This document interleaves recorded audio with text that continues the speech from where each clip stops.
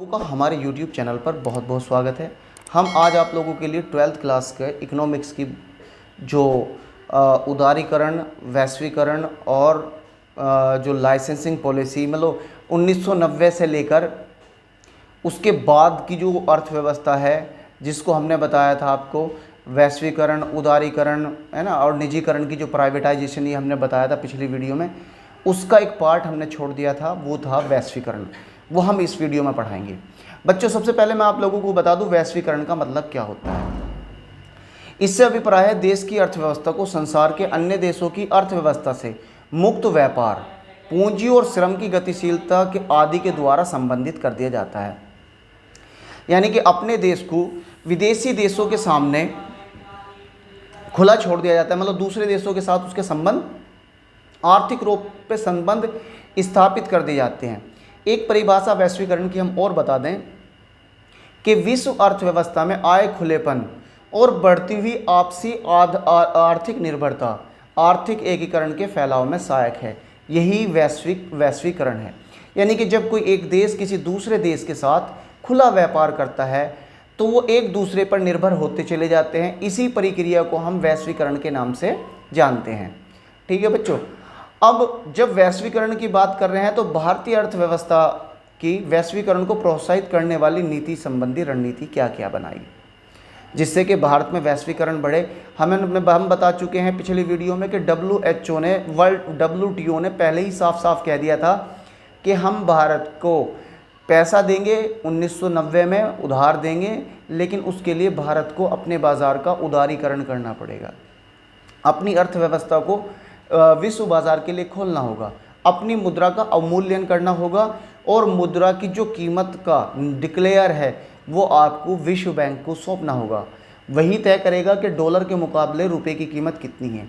और ये बच्चों तय होता है विश्व में हमारे देश की मुद्रा की कितनी मांग है।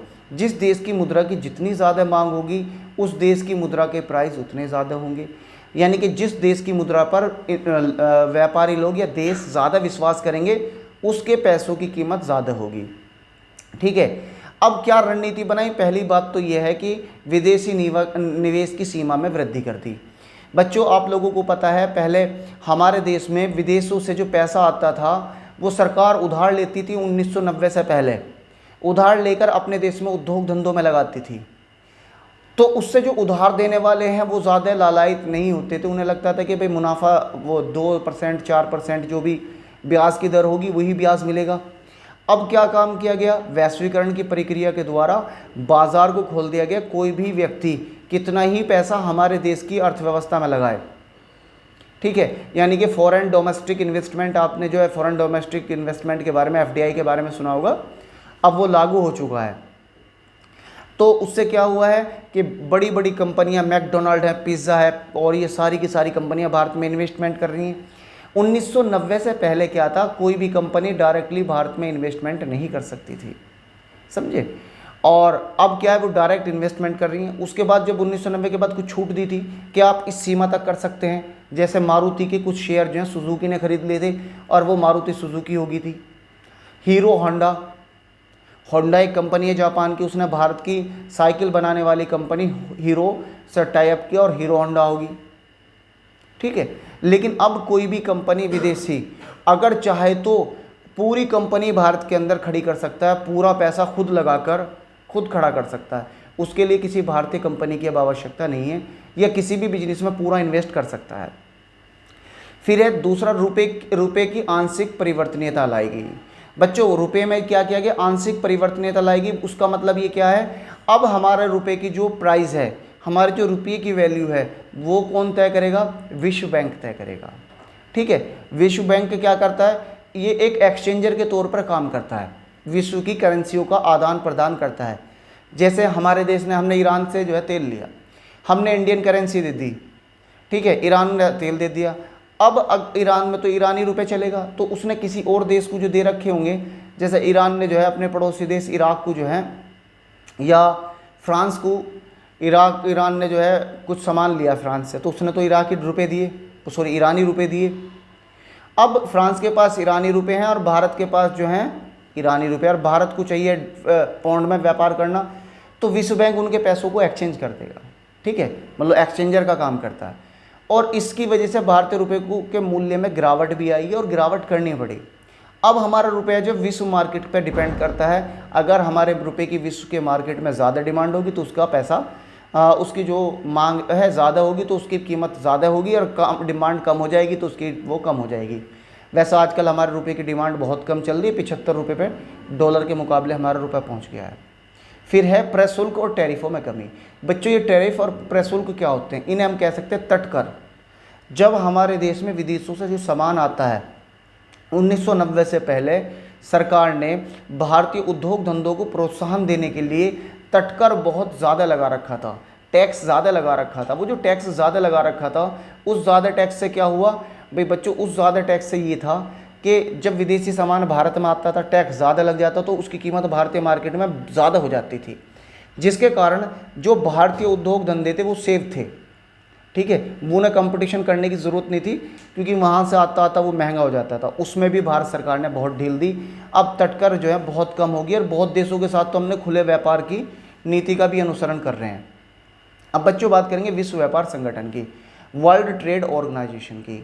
बच्चों वर्ल्ड ट्रेड ऑर्गेनाइजेशन ने 1990 में मैंने बताया था कि भारत ने से जो ये समझौता किया था कि आप वैश्वीकरण को बढ़ावा दीजिएगा, अपने यहाँ जो खुले पॉलिसी रखिएगा, इकोनॉमी को खुला रखिएगा, जब भी हम आपकी मदद करेंगे। तो ऐसे में इन्होंने क्या काम किया? तो पहला काम ये किया कि भारतीय अर्थव्यवस्था को अधिक निर्यात अवसर प्रदान करेगा, वर्ल्ड ट्रेड ऑर्गेनाइजेशन ने कहा, और अंतर्राष्ट्रीय व्यापार में भारत के हिस्से में भविष्य में वृद्धि की आशा की जा सकती है।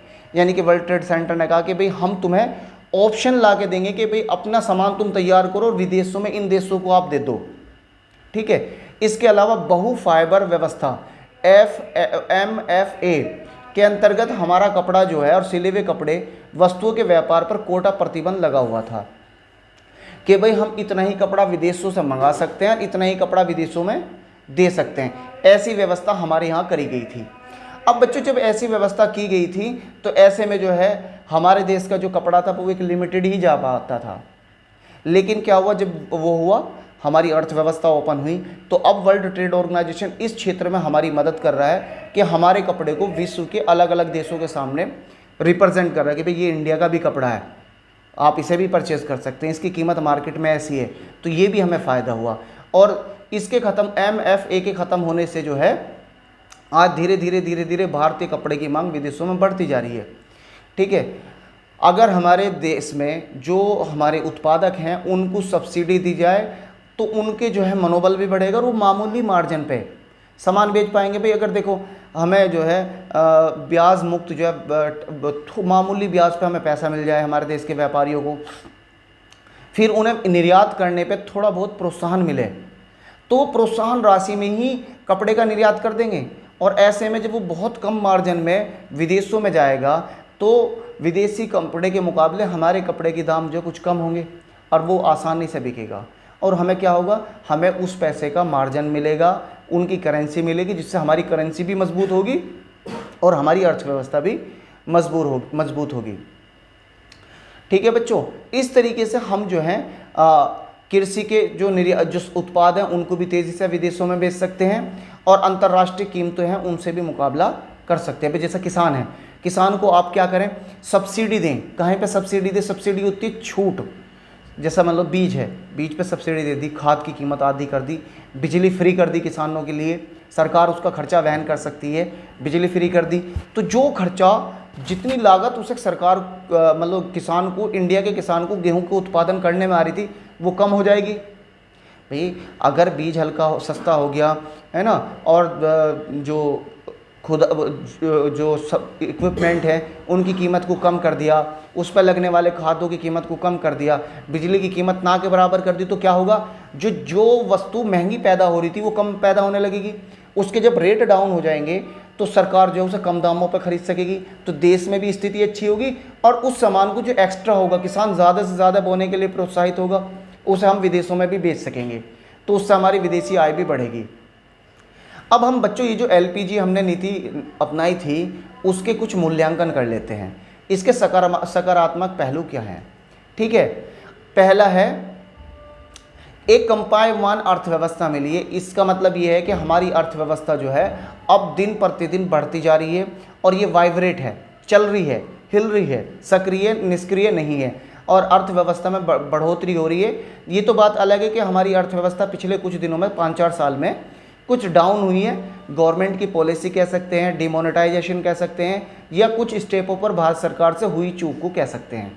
बहरहाल फ़िलहाल कमज़ोर है, फिर ये अब माइनस में पहुंची हुई जीडीपी है, लेकिन जैसे ही उठेगी, क्योंकि हमारा बाज़ार बहुत बड़ा है और बड़ा बाज़ार होने की वजह से हम बहुत जल्दी अपने पैरों पर खड़े हो जाएंगे। सिर्फ इकोनॉमी में थोड़े बहुत स्टेप उठाने पड़ेंगे। दूसरी है औद्योगिक उत्पादन को प्रेरक मिला है। बच्चों, जब खुली बाज़ार की क्रिया हुई है और लाइसेंस आसान हुए हैं, तो जो उद्योगपति हैं और फैक्ट्री लगाने वाले हैं, उन्हें उत्पादन करने के लिए प्रेरणा मिली है, क्योंकि उनका सामान आसानी से विदेश में चला जाएगा, इंडिया में नहीं बिकेगा तो बाहर बेच देंगे। फिर राजकोषीय घाटे पर रोक। देखिएगा, जब बच्चों अर्थव्यवस्था में उत्पादन बढ़ेगा तो सरकार की आय भी बढ़ेगी, और जब सरकार की आय बढ़ेगी तो सरकार का जो राजकोषीय घाटा हो रहा था उसमें भी कमी आएगी। समझ गए बच्चों? भाई, जब सरकार की आमदनी बढ़ी है तो घाटा भी कम होगा, आमदनी कम होगी तो घाटा ज़्यादा होगा, क्योंकि सरकार के खर्चे तो लगातार चल रहे हैं ना। अब जब वो आमदनी नहीं है तो कहाँ से पूर्ति होगी? मुद्रास्फीति पर रोक। 1990 में मैंने बताया था कि मुद्रास्फीति बहुत ज़्यादा चली गई थी, और मुद्रास्फीति होती क्या है? वस्तुओं की कीमतों का बढ़ जाना और उसके मुकाबले मुद्रा का कम हो जाना मुद्रास्फीति कहलाती है। तो अब धीरे धीरे मुद्रास्फीति इन कुछ महीनों को और इन सालों को छोड़ दें तो भारत की मुद्रास्फीति भी कंट्रोल में ही रही है। उपभोक्ता की प्रभुसत्ता। आज आप लोगों को मैं बता दूं कि भारत के अंदर इस नीति के लागू होने पर उपभोक्ता की प्रभुसत्ता हुई है। प्रभुसत्ता मतलब उसके खरीदने के लिए, चीज़ों को खरीदने के ऑप्शन पैदा हो गए हैं। आज वो बिस्किट खरीदेगा तो 200 तरह के बिस्किट मार्केट में मिल जाएंगे। मोबाइल के लिए चला जाए तो दुकानदार जो है कम से कम 20 तरह के मोबाइल दिखा देगा, ओप्पो का, मोटोरोला का, लेनोवा का, एप्पल का, चिली का, पता नहीं कहाँ के जो मैंने नाम भी नहीं सुने, वो कई बार दिखा देता बजट पूछ के। तो उसकी प्रभुसत्ता बनी है, वो अच्छे रेट में अच्छी क्वालिटी का मोबाइल या कोई भी चीज़ परचेज कर सकता है। प्राइस भी ठीक रखने पड़ेंगे, है ना। प्रभुसत्ता बढ़ी है उपभोक्ता की, और उसकी क्वालिटी भी बढ़ानी पड़ेगी। अगर क्वालिटी ख़राब देगा तो वो तो दूसरे की तरफ चला जाएगा। और अगर अर्थव्यवस्था 1990 से पहले थी तो लिमिटेड चीज़ें थी, तो उन्हें वही परचेज करनी पड़ती। भाई, जो मार्केट में अवेलेबल है वही तो। आज मार्केट में चीज़ों की बाढ़ आई हुई है। विदेशी विनिमय कोषों में पर्याप्त वृद्धि हुई है। बच्चों, ये तो बिल्कुल होना ही था कि विदेशी जो विनिमय कोष है उसमें बढ़ोतरी तो ऑटोमेटिकली होनी थी। क्यों होनी थी बच्चों ऑटोमेटिकली वृद्धि? क्योंकि देखिएगा, सबसे पहली बात ये, जब हम व्यापार करेंगे, ठीक है बच्चों, व्यापार करेंगे, हमारे यहाँ से विदेशों में सामान जाएगा, निर्यात होगा, तो निर्यात होने पर बच्चों सीधी सी बात है, वहाँ सामान बिकेगा, वे लोग सामान खरीदेंगे तो विदेशी मुद्रा ही तो देंगे। भाई, हमारे देश की मुद्रा नहीं, और तो हमारा राजकोष में विदेशी मुद्रा बढ़ेगी। फिर है निजी विदेशी विनिवेश में भी का प्रभाव बढ़ा है। आज विदेशी कंपनियां, बहुत सारी कंपनियां भारत में निवेश करने के लिए आतुर हैं, क्योंकि उन्हें पता है कि वो जो है भारत में पैसा लगाएंगी तो माल कमाएंगी। एप्पल भी अपना जो है एक मैन्युफैक्चरिंग यूनिट इंडिया में लगाने वाला है, जिससे कि उसके मोबाइलों की कॉस्ट कुछ कम हो जाए, क्योंकि यहाँ लेबर सस्ती है और भारतीय बाज़ारों को अपनाया जा सके। इसके अलावा बहुत सारी कंपनियाँ भारत में इन्वेस्टमेंट कर रही हैं। अब आपको पता, मैकडोनाल्ड, पिज़्ज़ा, है ना, और आपका बहुत सारी कंपनी आप देख सकते हैं जो भारत में पैसा लगाकर पैसा कमाने के लिए तैयार हैं। एकाधिकारी बाजार प्रतियोगी बाजार की ओर अग्रसर है। बच्चों, एकाधिकारी बाजार, देखो, एकाधिकारी बाजार से प्रतियोगी बाजार। एकाधिकारी बाजार में क्या होता है? उपभोक्ता तो उत्पादक तो एक होता है, खरीदार बहुत सारे होते हैं। और प्रतियोगी बाजार में क्या होता है? बहुत सारे उत्पादक होते हैं और बहुत सारे खरीदार होते हैं। एकाधिकारी में क्या होगा? रेट भी वही तय करेगा, क्वालिटी भी वही तय करेगा। नहीं बच्चों, भाई, जब किसी एक आदमी को ही उत्पादन करना है तो रेट भी वही तय करेगा, ठीक है, और रेट भी वही तय करेगा, और दूसरा जो क्वालिटी भी वही तय करेगा। और जब एकाधिकारी होगा तो बहुत सारे तो उत्पादक होंगे। जब बहुत सारे उत्पादक होंगे तो क्वालिटी भी सारे के सारे अच्छी तय करेंगे, यानी वो दूसरे का खरीदने लगेगा, और प्राइस भी मार्केट तय करेगी, क्वालिटी भी मार्केट तय करेगी, और प्राइस भी। बच्चों, इसके कुछ ऋणात्मक प्रभाव भी हैं। पहला, कृषि की अवहेलना हुई है। कृषि की अवहेलना कैसे हुई है? जैसे उद्योग धंधे लगने शुरू हुए, लोगों का ध्यान एग्रीकल्चर से हटकर उद्योग धंधों की तरफ जाने लगा है, जिससे जो है कृषि में जितने सुधार आने चाहिए थे वो सुधार नहीं आ पाए हैं। दूसरा है विकास प्रक्रिया का शहरी केंद्रीकरण। बच्चों ज़्यादातर जो मतलब जो ये जो नीति हुई है, इस नीति से बच्चों जो ज़्यादा फ़ायदा हुआ है किसको हुआ है? शहरों को हुआ है। आज जो हम देखते हैं कि शहरों में विकास दर जो है दिन प्रतिदिन बढ़ती जा रही है और शहरों का विकास होता जा रहा है। ठीक है, उसके बाद जो है अब बात करते हैं आर्थिक उपनिवेश की। आर्थिक उपनिवेश का मतलब है जिस तरीके से अंग्रेज़ों ने हमें अपने का गुलाम कर रखा था, इसी तरीके से विदेशी चीज़ों के हम गुलाम होते जा रहे हैं। आज जो हम पैसा कमा रहे हैं उसको किन पर खर्च कर रहे हैं? कैफ़े डे में गए, अमेरिकी कंपनी है, Pepsi, Coca Cola, Thums Up, ऐसे ब्रांडों को यूज़ करके उसका मार्जिन अमेरिका को दे रहे हैं। आज हम विदेशी कपड़े और जूते उनके जो है आदत होती जा रही है और उन्हीं को हम पहन रहे हैं। उससे क्या हो रहा है? आर्थिक रूप से हम उनका उपनिवेश बनते जा रहे हैं। उपभोक्तावाद का फैलाव। उपभोक्तावाद का फैलाव हो रहा है, हर आदमी अपने उपभोक्ताओं के हिसाब से वस्तु बना रहे हैं। समाज कल्याण को ध्यान में रखा नहीं जा रहा कि ऐसी वस्तुओं को भी बनाया जाए जिससे कि समाज के सभी वर्गों को जो है वो किया जाए। इसके बाद है सांस्कृतिक ह्रास। बच्चों, सांस्कृतिक ह्रास क्या है? संस्कृति का ह्रास से अभिप्राय ये है कि हमारी जो संस्कृति है वो डे बाय डे डाउन होती जा रही है। आप देखते हैं कि जो लड़कियां हैं किस तरीके के कपड़े पहन रही हैं, लड़के किस तरीके के कपड़े पहन रहे हैं, उनके कपड़े में, पहनावे में, रहन सहन में बिल्कुल चेंज होता जा रहा है। हम विदेशी संस्कृति को अपनाते जा रहे हैं, उन्हें फॉलो करते जा रहे हैं। ठीक है बच्चों, ये इसके कुछ नेगेटिव पहलू थे। बच्चों, वीडियो देखने पर आपका बहुत बहुत शुक्रिया। वीडियो अच्छा लगे तो लाइक शेयर ज़रूर करें।